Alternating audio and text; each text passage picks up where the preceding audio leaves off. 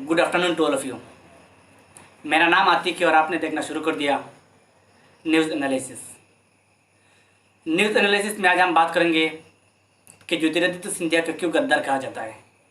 आखिर उनके वंशजों ने देश के साथ क्या गद्दारी किया है जिसके कारण आज उनको गद्दार जैसा गाली खाना पड़ता है। उसकी पूरी जानकारी आपको देंगे, पूरी घटना आपको बताएंगे कि आखिर गद्दार क्यों कहा जाता है। उसका पहले आज दिन भर की बड़ी खबर।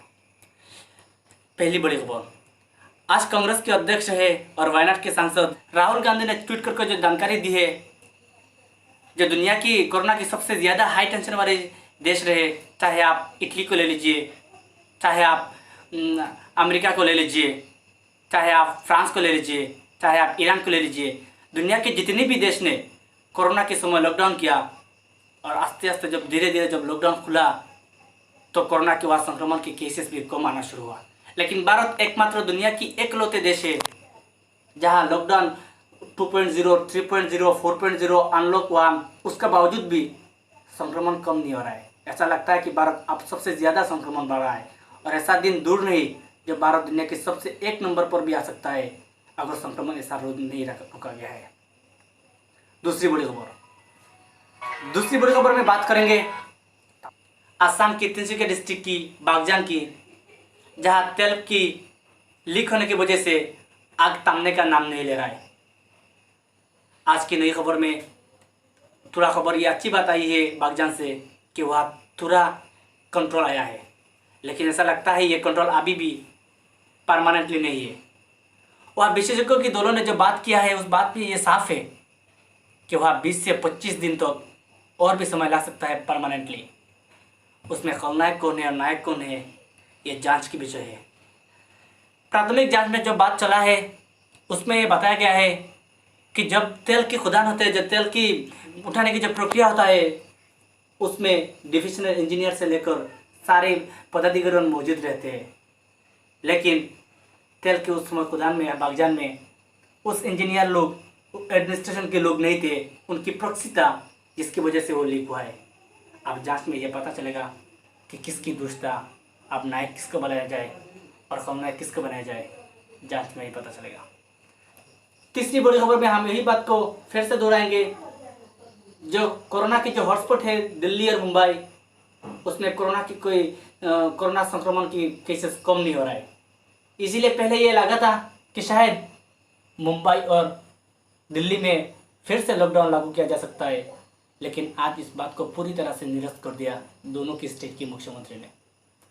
दरअसल आज दिल्ली की मुख्यमंत्री श्री अरविंद केजरीवाल और मुंबई की महाराष्ट्र सरकार की मुख्यमंत्री श्री उद्धव ठाकरे ने ये कन्फर्म किया है कि महाराष्ट्र में अब लॉकडाउन नहीं फिर से होने जा रहा है।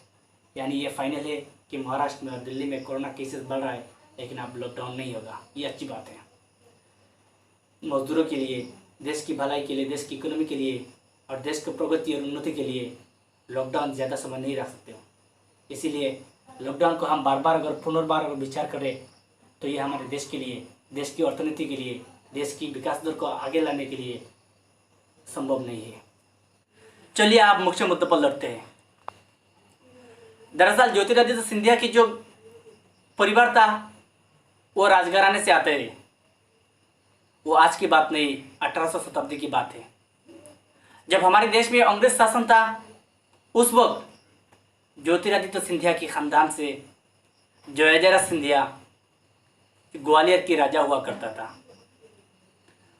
उस वक्त 1834 से 1888 के बीच जयाजीराव सिंधिया ग्वालियर की राजा थे। जब ग्वालियर की राजा थे जयाजीराव सिंधिया, तो अपने प्रदेश को रखना, अपने साम्राज्य को बरकरार रखना, साम्राज्य को प्रगति और उन्नति का काम करना उनकी दायित्व था। लेकिन उसी दायित्व में जब भारतवासियों ने एकत्रित होकर जब सिपाही विद्रोह को नेतृत्व दे रहा था 1857 साल में, जब उसी समय 1857 साल में भारत में सिपाही विद्रोह अपने चरम पर था, तो भी आरोप लगता था जयाजीराव सिंधिया के ऊपर, सिंधिया राजघराने के ऊपर, कि उन्होंने उस सिपाही विद्रोह में भारत का साथ नहीं दिया। उस समय उस सिपाही विद्रोह के समय में भारत की ओर से अपनी इस आंदोलन को नेतृत्व दे रहे थे झांसी रानी लक्ष्मीबाई और टेटा टुपको नाम की दो जो शख्स नेतृत्व दे रहे थे, उन दोनों को मदद नहीं किया और उन दोनों को साजिश मरने की साजिश रचा था।